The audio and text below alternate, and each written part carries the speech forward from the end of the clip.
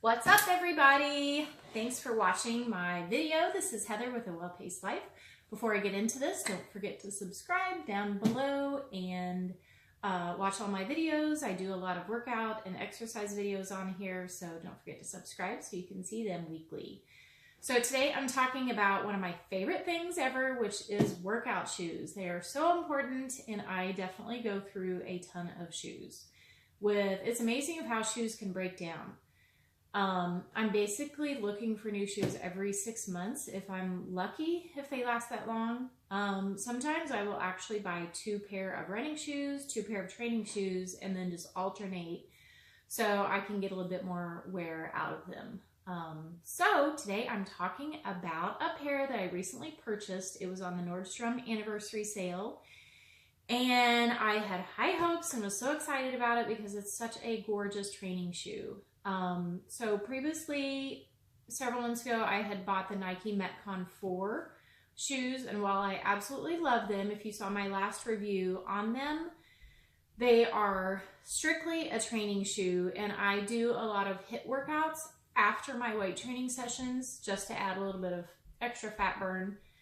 And they are not meant for like extra jumping around and lateral movements and such. They're very structured and supportive, mostly just for weight training. So there's not hardly any cushion there or flexibility at all for my HIIT workouts, or if I even walk on the treadmill. They're not the best for that. So I wanted another pair that had just a little bit more cushion and more flexibility to where I could do both weight training and HIIT work, a little bit of HIIT work afterwards. So without further ado, I found the Nike Training 8 tennis shoes on the Nordstrom anniversary sale. Gorgeous, gorgeous shoe. They came in multiple colors, I believe a pink and gray, a solid white, I believe, and a gray color, and then these as well. So I absolutely love the look of them. I know I went through a couple of sizes to find my exact size, but I ended up doing the 9.5. Yeah, I ordered the 9, and then I realized that I needed the 9.5 in these because I have never owned a pair of Nike Frees before, so I just wasn't sure how they were going to fit. Immediately putting them on, they are so comfortable. They're really flexible, which I think is standard within the Nike Frees.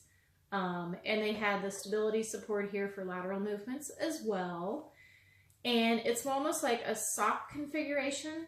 Right here, the tongue is not loose from the shoe at all. So while that part really didn't bother me at all, it was this heel.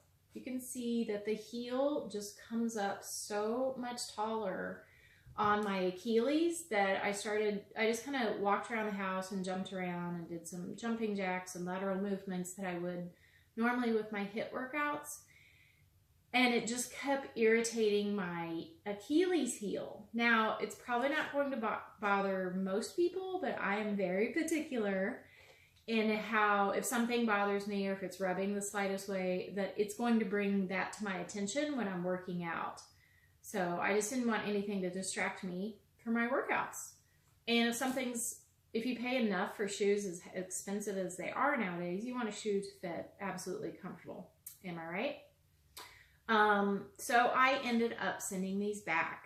I mean, these were like $75, I think, on the sale, which was a really good buy.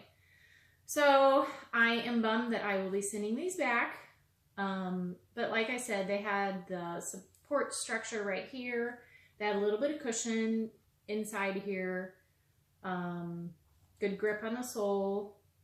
Plenty wide in the toe box. Again, I was really surprised at how wide it fit. Definitely a lot wider than the Nike in-season trainer 7s that were my all-time favorite trainers ever. So they definitely fit wider. So I did notice that my foot slid around when I was doing the side-to-side movements, whereas in my in-season trainer 7s, they didn't at all. Like my foot stayed put. But I know there's like a cult following of people that love Nike Frees and that whole series. But for me, the game changer was this heel. Maybe if it didn't come up so high, I totally would have kept this, but it just kept rubbing my sock, and I always wear the socks where it's like the little tab in the back, so it specifically covers your Achilles heel. But this was wearing the sock down and like pushing it down, so I just couldn't justify keeping it, you know, if it was going to rub my heel or something in the long run. So back they go. But for those of you who love the Nike Freeze and this doesn't bother you, then I would totally say that this is a great training shoe for you as well. So that is my thoughts. Stay tuned and definitely subscribe because you want to see the trainers that I did just get and I absolutely love. I couldn't love them more. They are neck and neck with my Nike in-season trainer 7s that were my all-time favorites. So these I had never tried before as well, but you're gonna have to stay tuned for my next review to see which ones I bought and how I'm liking them. So thank you guys so much for watching. Have a great day.